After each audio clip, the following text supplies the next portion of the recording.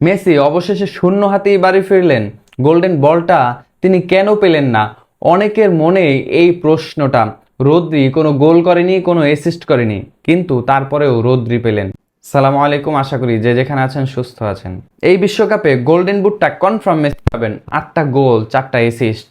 ভাবা যায় মেসির এরকমের দানবীয় পারফরমেন্স নিজের শেষ বিশ্বকাপ সম্ভাব্য সেই ম্যাচে এসে, সেই বিশ্বকাপের আসরে এসে তিনি এই চমৎকার পারফরমেন্স দিলেন। সেই ধারণাটায় শেষ ধাক্কাটা, শেষ পেরেকটা কিলিয়ান এমবাপ্পে মেরে দিলেন ব্রোঞ্জ ফাইনালে।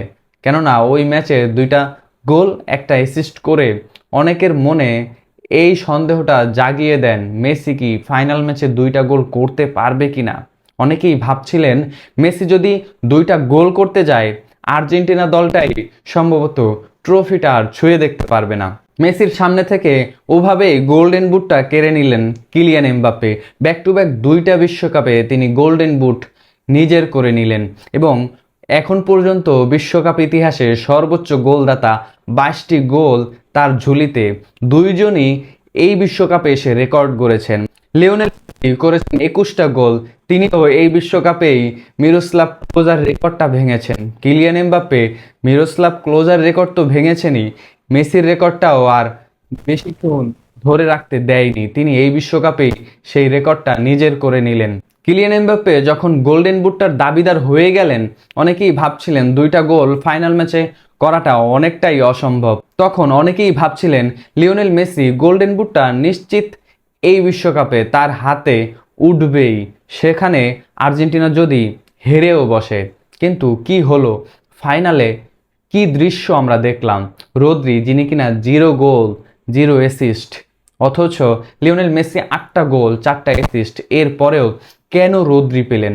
আমরা যদি আরেকটু পেছনে যাই, 2014 বিশ্বকাপে লিওনেল মেসি গোল্ডেন বল জিতেছিলেন। সেই বিশ্বকাপে থমাস মুলার 5টা গোল 1টা অ্যাসিস্ট করেছিলেন, অথচ লিওনেল মেসির তখন 4টা গোল 1টা অ্যাসিস্ট। এরপরেও সেই বিশ্বকাপে লিওনেল মেসি জিতেছিলেন গোল্ডেন বল। গোল্ডেন বল শুধু পারফেক্ট খেলা, গোল, অ্যাসিস্ট এর উপরেই নির্ভর করে না, দলের কতটুকু অবিচ্ছেদ্য অংশ। নিশ্চয়ই এই বিশ্বকাপে লিওনেল মেসি পুরো আর্জেন্টিনা দলটার অবিচ্ছেদ্য অংশ ছিলেন।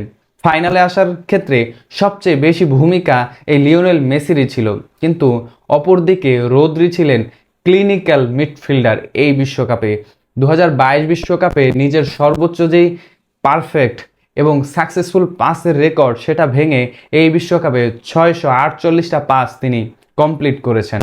এবং স্পেন যে মাত্র 1টা গোল কনসিড করেছে এই বিশ্বকাপে, তার সর্বোচ্চ চাবিকাঠি এই রদ্রিকেই বলা যায়। রদ্রি এবং পেদ্রি, এই দুইজন মিডফিল্ডে যা করে দেখছেন, সম্ভবত এর আগে কোনো বিশ্বকাপে এরকমের পারফেক্ট মিডফিল্ড ডিসপ্লে আমরা দেখতে পারিনি। মূলত মাঠের খেলায় তার খেলাটা পুরো টুর্নামেন্টের সবচেয়ে বেশি ইফেক্টিভ এবং দলের প্রয়োজনীয় ছিল, যেহেতু শেষ ম্যাচে মেসিকে স্পেন দলটা একেবারে নিষ্ক্রিয় করে ফেলেছে এবং শেষ ম্যাচে মেসি কোনো অবদানই রাখতে পারেনি।